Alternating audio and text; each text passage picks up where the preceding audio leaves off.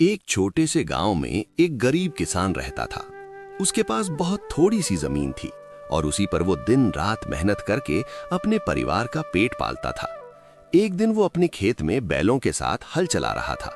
सूरज तेज था, पसीना उसके माथे से टपक रहा था, लेकिन वो बिना रुके काम करता रहा। अचानक हल किसी सख्त चीज से टकराया। किसान चौंक गया। उसने बैलों को रोका और जमीन खोदने लगा। थोड़ी देर बाद उसे मिट्टी के नीचे दबा हुआ एक पुराना घड़ा मिला।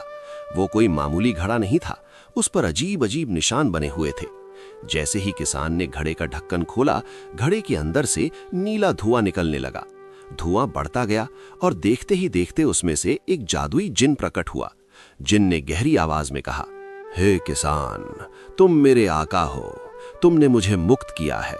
तुम मुझसे 3 इच्छाएं मांग सकते हो, मैं उन्हें अवश्य पूरा करूंगा। गरीब किसान डर भी रहा था और खुश भी।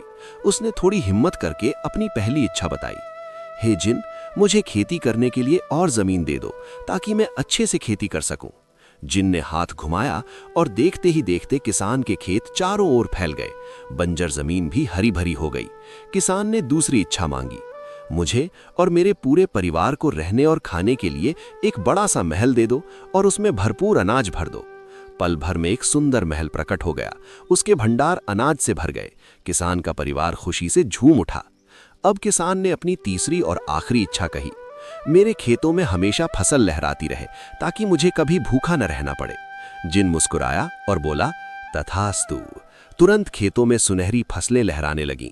हर मौसम में भरपूर पैदावार होने लगी। इसके बाद जिन ने कहा, मेहनत करने वाला और सच्चे दिल वाला इंसान कभी गरीब नहीं रहता। इतना कहकर जिन प्रकाश में बदलकर गायब हो गया। उस दिन के बाद किसान सुखी जीवन